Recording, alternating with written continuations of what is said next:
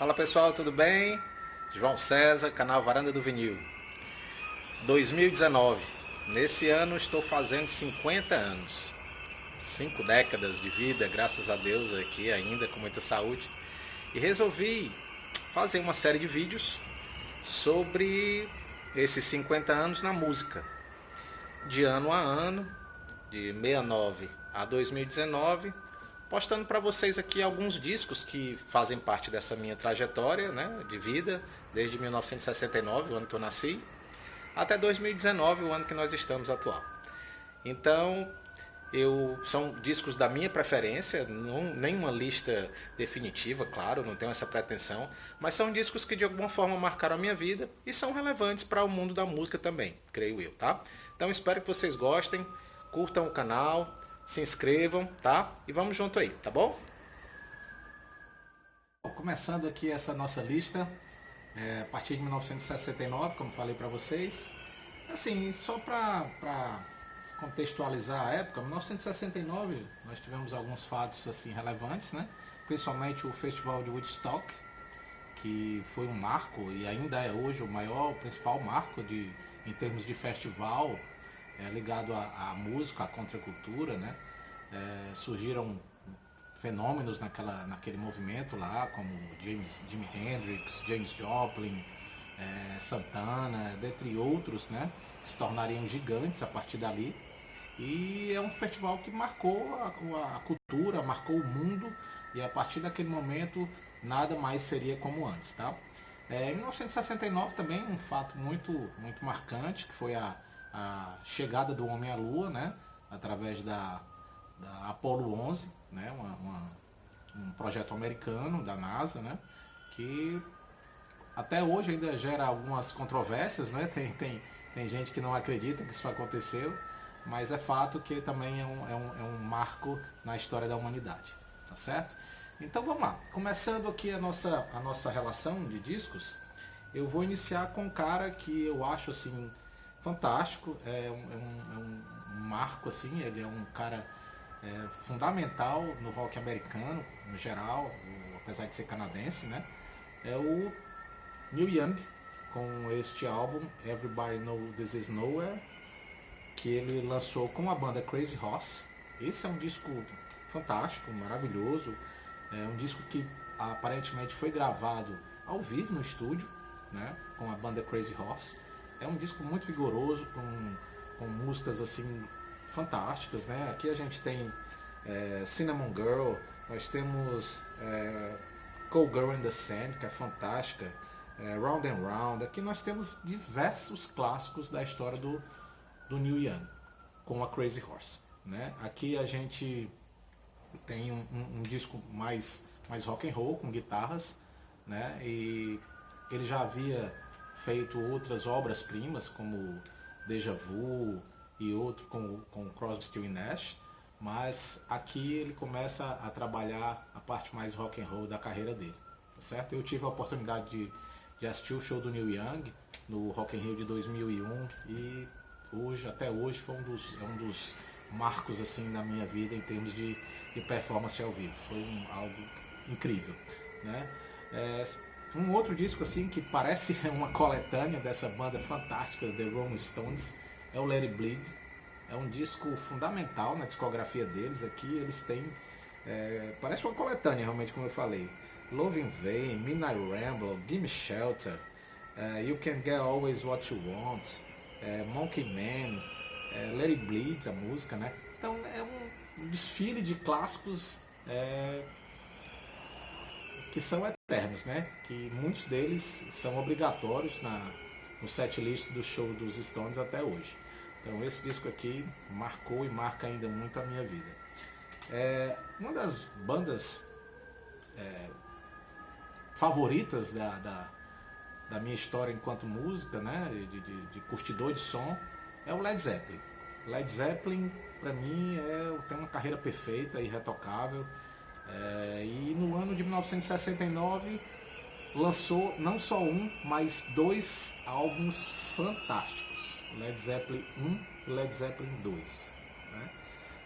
Apesar de toda essa discussão em relação aos plágios, né, que inegavelmente aconteceram aqui nesse disco, o Led Zeppelin 1 para mim é um disco incrível, incrível.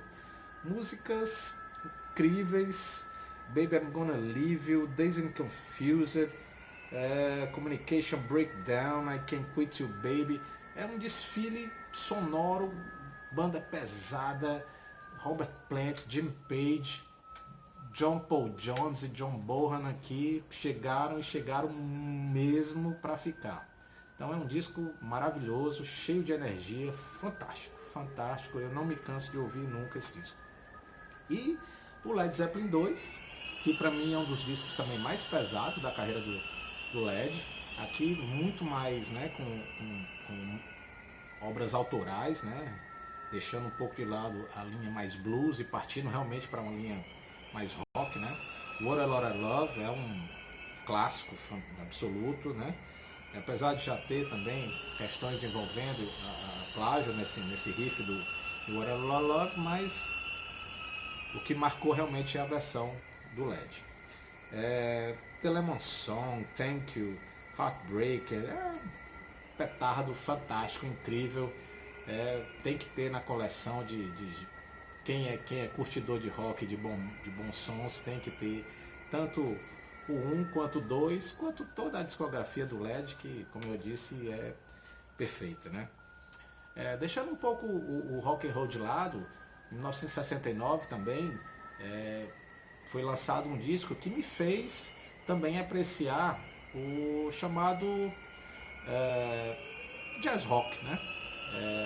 Frank Zappa, um gênio, com esse Rot Hats, lançado em 1969, me fez ver que existe música, né? E também é possível você curtir fora do rock and roll algumas coisas assim que não são muitas, mas que eu curto muito. Do jazz, principalmente Frank Zappa, e esse disco aqui é um jazz rock fantástico. Peaches in Regalia é a música que abre o disco e é incrível, é uma aula de o que é um bom jazz rock. Willie the Pimp, que é a única música cantada no disco, ele tem 6 músicas e 5 são instrumentais. Vocal do Captain Beefheart aqui nessa música. Foi coverizada depois até pelo Joyce Lucy no primeiro disco dele, se não me engano. Mas a versão aqui é incrível. Vale a pena ser ouvido. Little Umbrellas, e finalizando com It Must Be a Camel. Disco maravilhoso. Você realmente, quem não conhece, acho que deve dar uma chance para tentar dessa forma aí também abrir mais os horizontes para outros estilos musicais, não só o rock and roll, o metal ou o que for, mas é um descasso. Tá? Também em 69 um super grupo, né, foi lançado aí, foi iniciado com Eric Clapton, Stevie Winwood, Ginger Baker e o Rick Grick, lançaram o auto-intitulado e único disco da banda em estúdio, Blind Faith.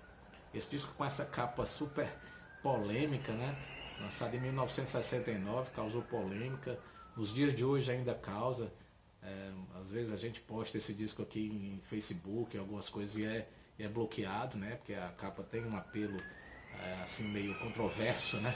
Apesar de que eu acho realmente que poderia ter. Bom, enfim. É um disco maravilhoso, né? É um disco que Can't Find My Way Home virou um hino, né, da banda. E os músicos participantes aqui desse disco são maravilhosos, são incríveis, né? E o disco como um todo é incrível, fantástico. Vale a pena também muito, tá na coleção de qualquer um, tá certo?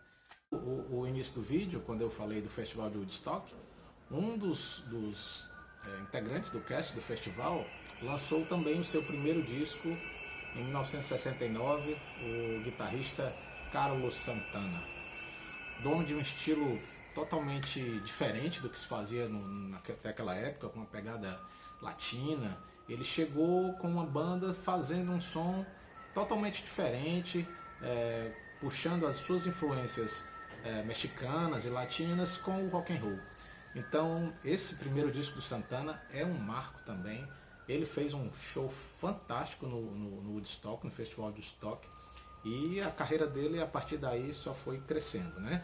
Aqui nós temos Evil Ways, Persuasion, Soul Sacrifice, nós temos clássicos da carreira do Santana que ele toca ao vivo até hoje, né? Então vale muito a pena também esse disco aqui. Então, pessoal, em 1969 são discos que marcaram, como eu falei, a minha vida, né? E eu tenho e curto muito até hoje. Mas eu queria também, apesar de não ter ainda o físico, né? O disco físico, mas eu queria fazer menções honrosas aqui também ao primeiro do King Crimson, In the Court of the Crimson King, que foi lançado em 69 também, um disco maravilhoso. Lançou a pedra fundamental do que seria o rock progressivo, né? A partir daquele momento. Claro, The Beatles com o Abbey Road, né?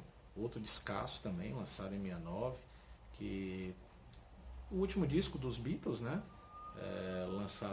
Lançado por ele, o Let It Be a seguir, a banda já tinha encerrado as atividades, mas o Abbey Road é, para mim, o melhor disco dos Beatles.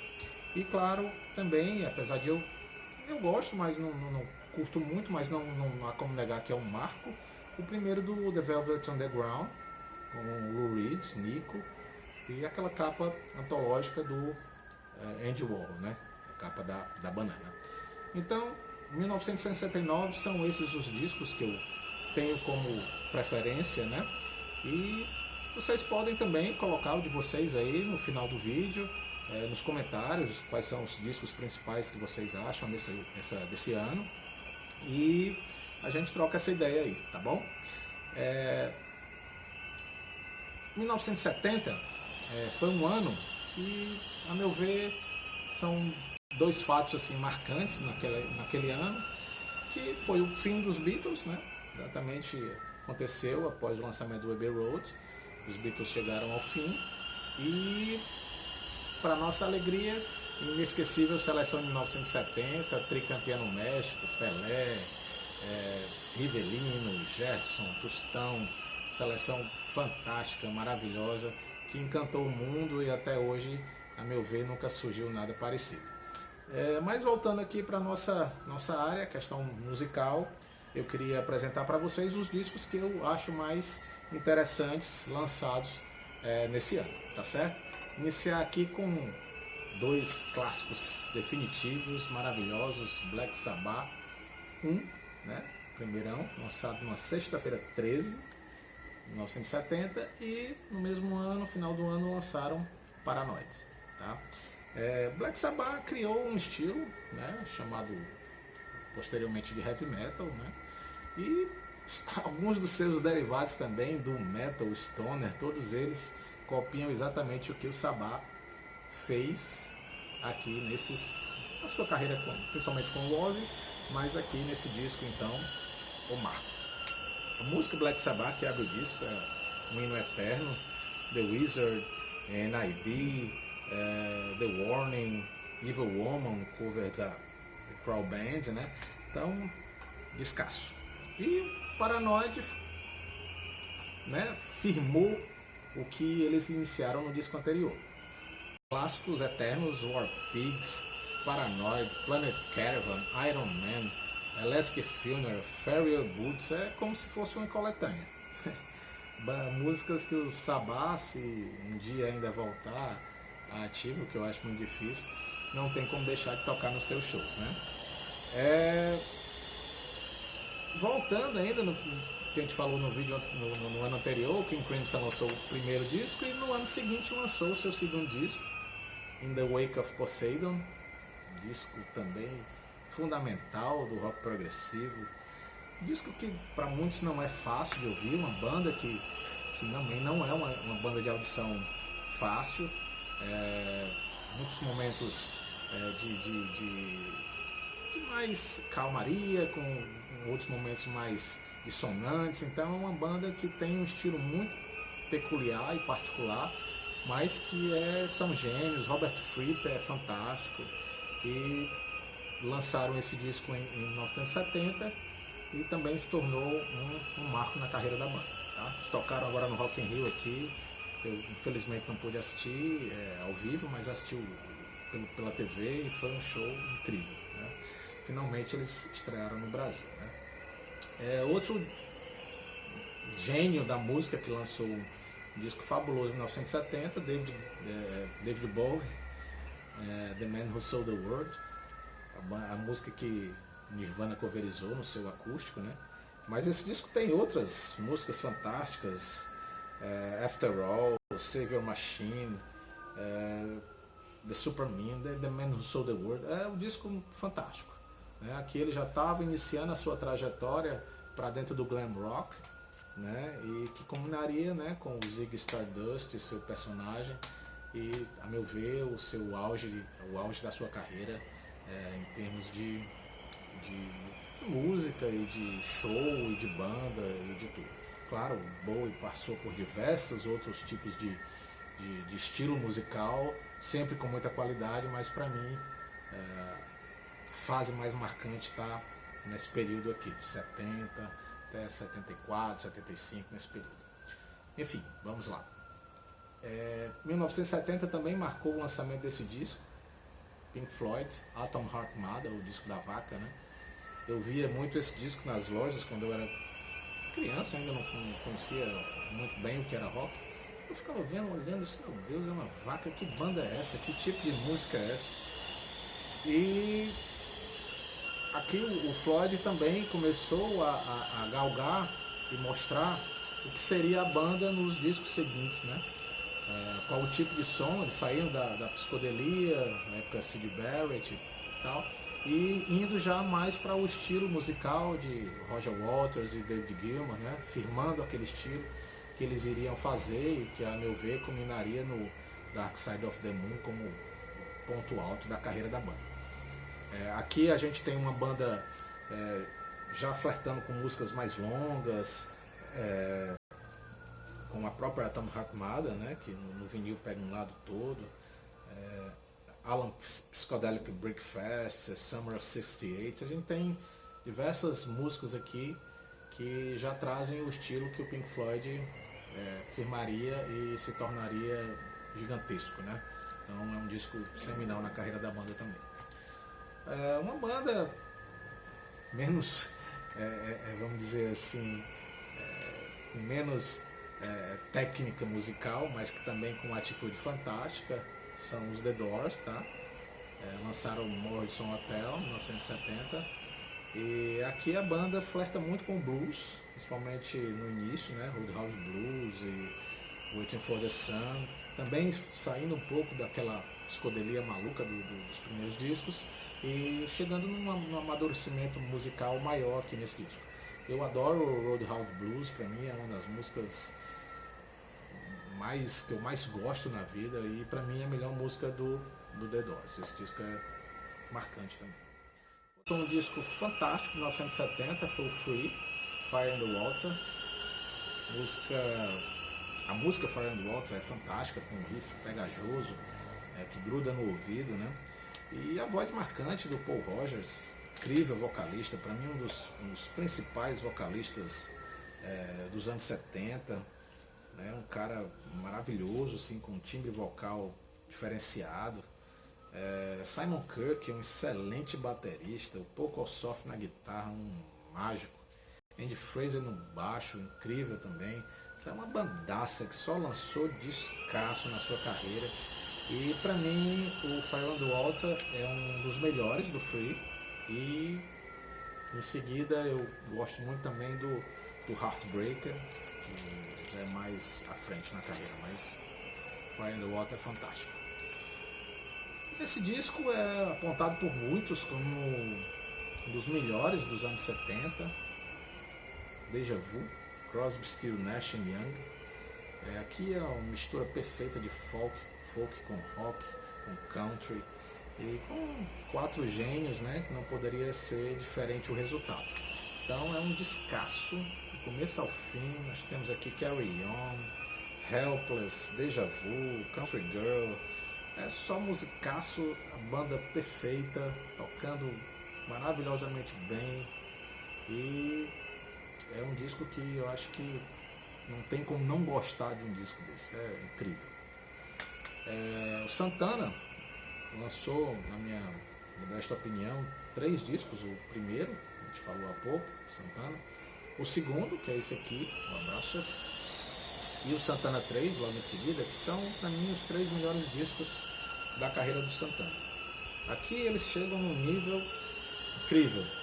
Black Magic Woman, Gypsy Queen, Oia Como Vá, Samba Pati, Se Acabo, são músicas naquele estilo dele, misturando influências latinas com rock and roll da melhor forma, uma banda afiada, um guitarrista criativo, tirando notas diferentes, assim, um cara muito bom, muito bom. Esse disco aqui ele é fantástico, a capa linda. Eu já tive o vinil também dele, a capa no vinil é maravilhosa. Aqui você pode ver desenhos incríveis. Não quer dizer, é um descasso. Realmente é um descasso e merece estar aqui nessa lista também. E outra banda incrível, dizer que é um coletâneo também aqui, é Creedence Clearwater Revival com Cosmos Factory. Banda incrível, lançaram discos em sequência, nunca vi uma produção tão prolífera como a da Creedence naquela época. Lançavam discos assim, 2, 3 discos no mesmo ano e só musicaço, só música boa, só descasso. Aqui a gente tem Before You Accuse Me, Traveling Band, Looking Out My Back Door, Run Through the Jungle, Who Stopped the Rain, I Hear It Through the Grapevine, As Long As I Can See the Light, John Fogerty, cara incrível, compositor maravilhoso, guitarrista incrível, de uma voz também muito boa. A banda, nesse disco aqui, eu acho que cansou de gerar hit aqui, singles, e um marco nos anos 70, inclusive pra mim é o melhor disco da banda, é esse aqui, apesar de ter os outros da coleção, mas eu acho esse aqui incrível, ok? Pessoal, então esses aqui são os discos que eu mais aprecio nesses 2 anos, 1969 e 1970. Em 70 eu queria também deixar como menção o Deep Purple in Rock, lançado em 1970 também, que eu acho um marco também, um dos pilares do que seria o heavy metal, né? A banda iniciando uma nova jornada com uma nova formação, Ian Gillan no vocal e chegando no auge no Machine Head, mas o In Rock eu acho também um descasso, lançado em 70, né? E também o Syd Barrett com o Madcap Lofts, que é o disco que ele fez logo, né? Saiu do Floyd, passou um tempo numa clínica tentando se recuperar e ao sair lançou esse disco, que também é um descasso, né? Jogando para fora todas as suas influências psicodélicas e, enfim, criou realmente uma alma criativa do Pink Floyd na era psicodélica, realmente era Syd Barrett. E também o George Harrison com The All Things Must Pass, disco triplo, né? Lançado em vinil, triplo, descasso também, toda aquela pegada religiosa e mística que o George Harrison tinha naquela época, e é um disco que merece realmente também uma audição bem apurada dele. Tá joia? Então, pessoal, foi essa aqui a lista. A gente vai lançando outros vídeos aí com os anos seguintes, né? Espero que vocês gostem, que vão dando aí a opinião de vocês. Coloquem a lista aí de discos que por acaso ficaram de fora e que são os seus preferidos do ano. E a gente vai se falando aí, tá bom? Obrigado aí pela atenção. Espero que vocês se inscrevam no canal, curtam o vídeo e até a próxima.